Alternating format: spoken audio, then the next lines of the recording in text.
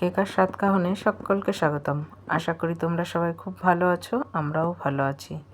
ঘরে বানিয়েছিলাম অনুষ্ঠান বাড়ির মতন মিক্স ভেজ ডাল। খেতে হয় ভীষণ টেস্টি। তাহলে আসো দেখে নাও কী করে করেছিলাম, সঙ্গে থাকো।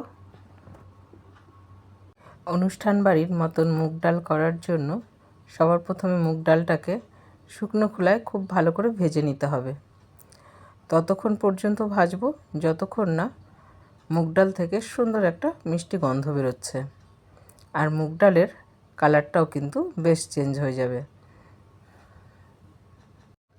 মুগ ডাল কিন্তু আমার একদম ভাজা হয়ে গেছে, সুন্দর মিষ্টি একটা গন্ধও বেরিয়ে গেছে। তারপরে খুব ভালো করে দুবার জল দিয়ে আমি ধুয়ে নিয়েছি। এখন ধোয়ার পরে এটাকে আমি সেদ্ধ বসিয়ে দিচ্ছি। দিয়ে দিয়েছি নুন আর হলুদ দিয়ে, আর দুটো কাঁচা লঙ্কা দিয়েছি। ঢাকা দিয়ে ভালো করে সেদ্ধ করে নিতে হবে। 80% মতন ডালটাকে কুক করে নেব। ওভার কুক করব না, তাহলে কিন্তু ভালো লাগবে না। ডাল কিন্তু একদম বয়েল হয়ে গেছে। সবার প্রথমে কিছু ড্রাই ফ্রুট আর সবজিগুলোকে সব ভেজে নিতে হবে। তার জন্য কড়াইতে তেল গরম করে দিয়ে দিয়েছি কাজু। কাজুটাকে একটু হালকা ভেজে নিয়ে তার মধ্যে দিয়ে দেবো কিশমিশ। কিশমিশ আর কাজুকে বেশ সুন্দর করে একটা লালচে রং ধরা পর্যন্ত ভেজে নিয়ে এটাকে তুলে নিতে হবে। দেখো গায়ে সুন্দর কালার ধরে গেছে। ঠিক এই অবস্থায় কাজু আর কিশমিশটাকে তুলে সাইড করে রেখে দেব। আর ওই তেলের মধ্যেই দিয়ে দিয়েছি গাজর। গাজরটাকে একটু হালকা ভেজে নিয়ে তার মধ্যে দিয়ে দেবো ফুলকপি, আর দিয়েছি বিনস। একটু সামান্য নুন দিয়ে এগুলোকে একটু হালকা ভেজে নিতে হবে। খুব কিন্তু ভাজবো না, বেশ একটু হালকা কালার রং ধরবে তত পর্যন্ত ভেজে নেব। দেখো এর কালারটা কিন্তু চেঞ্জ হয়ে গেছে, আর কিন্তু ভাজার প্রয়োজন নেই। এবার এগুলোকেও তুলে নেব। তোমরা কিন্তু তোমাদের পছন্দসই সবজি এখানে আরও কিছু অ্যাডও করতে পারো বা কিছু কমও করতে পারো। আমার কাছে না ঘরে এইগুলোই অ্যাভেলেবেল ছিল, তো আমি এইগুলোই ব্যবহার করেছি। এই কড়াইতে আর একটু তেল গরম করে নিয়ে ফোড়নে দিয়েছি শুকনো লঙ্কা, এলাচ আর তেজপাতা। ফোড়ন থেকে বেশ সুন্দর একটা মিষ্টি গন্ধ পর্যন্ত ভেজে নেব। আর তারপরে এর মধ্যে দিয়ে দেব জিরে ফোড়নে। ফোড়ন থেকেও সুন্দর একটা গন্ধ বেরোবে। তখন এখানে ব্যবহার করব আদা গ্রেট করে। বেশ সুন্দর করে একটু মশলাটাকে আরেকবার একটু কষিয়ে নিতে হবে। তার মধ্যে দিয়ে দিয়েছি লঙ্কা। খুব ভালো করে একটু ভেজে নেব। লঙ্কাগুলোকে আমি একদম কুচি কুচি করে দিয়েছি। সুন্দর একটা গন্ধ বেরোলে তখন এর মধ্যে দিয়ে দেবো টমেটো। আর টমেটোটা ভালো করে সফট করার জন্য এখানে ব্যবহার করেছি স্বাদ অনুযায়ী নুন। এখন সব কিছুর সঙ্গে খুব ভালো করে একটুখানি কষিয়ে ভেজে নিতে হবে, তত পর্যন্ত যতক্ষণ না টমেটো একদম ম্যাশ হয়ে যাচ্ছে। দেখো টমেটো কিন্তু একদম গলে গেছে। ঠিক এই সময় আমি এখানে কিছু পনির ব্যবহার করেছি। পনিরটা তোমরা চাইলে কিন্তু আলাদা ভেজেও নিতে পারো। আমি আলাদা ভাজিনি, এর ভিতরেই হালকা একটু ভেজে নিচ্ছি।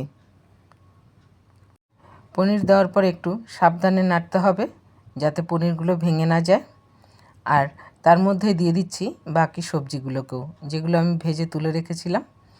এখন সব কিছুর সঙ্গে বেশ আলতো হাতে আর একবার সব কিছু মিশিয়ে নিতে হবে। আমরা ডাল সেদ্ধতেও হলুদ ব্যবহার করেছিলাম, সেই জন্য এখানে খুবই সামান্য একটু হলুদ ব্যবহার করব, বেশি নয়। এখন হলুদ দিয়েও সবজির সঙ্গে ভালো করে একবার একটু মিশিয়ে ভেজে নিতে হবে। সব কিছু মিশিয়ে ভাজা হয়ে গেলে তখন যে ডালটা আমরা সেদ্ধ করে রেখেছিলাম সেই ডালটা এখন ব্যবহার করব এখানে।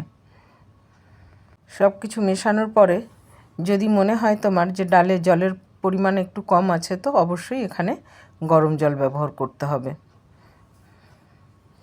আমি এখানে সামান্য একটু জল ব্যবহার করব। আমি কিন্তু খুব জল ব্যবহার করিনি, খুবই সামান্য গরম জল ব্যবহার করেছি, কারণ এই ডালটা কিন্তু পাতলা একদমই ভালো লাগবে না, মাখো মাখো খেতেই ভালো লাগে। আর এখানে আমি এখন দিয়ে দিলাম মটরশুঁটি। এটা আমি আগের থেকেই বয়েল করে রেখেছিলাম। তোমরা চাইলে সবজির সঙ্গে এটাকে ফ্রাইও করে নিতে পারো। খুব ভালোভাবে জাল উঠে গেলে এখানে স্বাদকে ব্যালেন্স করার জন্য আমি একটু চিনি ব্যবহার করেছি, আর ব্যবহার করেছি শাহি গরম মশলা। আর যে কাজু আর কিশমিশটা ভেজে রেখেছিলাম সেটাও এখানে ব্যবহার করে নেব। এখন সব কিছুর সঙ্গে কিছুক্ষণ রান্না করে নিতে হবে।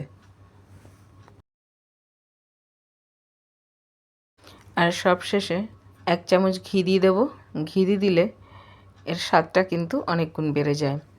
এখন আরেকবার সব কিছুর সঙ্গে মিশিয়ে কিছুক্ষণ রান্না করলেই কিন্তু অনুষ্ঠান বাড়ির মতন ডাল একদম ডান সার্ভ করার জন্য।